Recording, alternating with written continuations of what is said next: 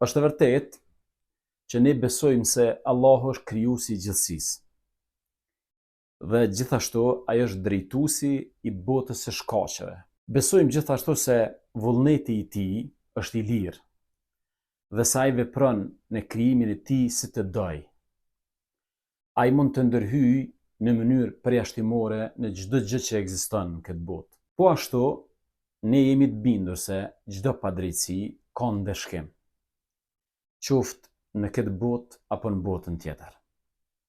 Mirë po, koha e ndeshkimit, forma dhe qëllimi i takojnë vetëm dijes së Allahut Madhreshëm.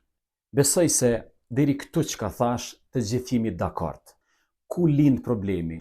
Problemi fetarisht lind kur përpiqemi të shkojmë përtej kësaj që thash më herët dhe të përcaktojmë me siguri të plotë se kjo ngjarje, kjo ndodhi është ndeshkim për filanin, ndërsa është sprovë për dikë tjetër. Dhe përrjedhoj çfarë bëjmë ne.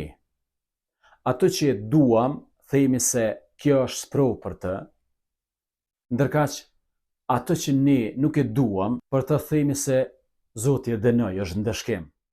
Këtu pra është problemi. Sepse ne kemi një pjesë të njerëzve që janë besimtarë, që dëshirojnë ta luajnë rolin e Zotit në tokë dhe të përcaktojnë gjërat në këtë mënyrë.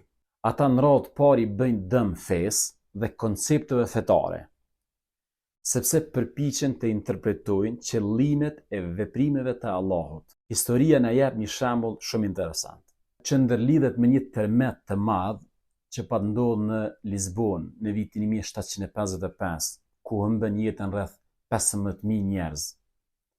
Ndodhi në mëngjesin e ditës së festës së shejtënorëve dhe shumica e viktimave ishin në kisha. Muslimanët u gëzuan dhe thanë ky është ndeshkimi hyjnor për inkvizicionin. Protestantët në Britani u gëzuan dhe e llogaritën si një ndeshkim ndaj katolikëve. Por vetëm 15 ditë më vonë, u shem xhamia e madhe në Rabat mbi kokat e besimtarëve.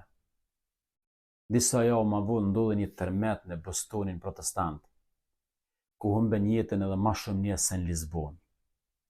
Atëherë lind pyetja: kush ishte i ndeshkuar dhe kush ishte i sprovuar?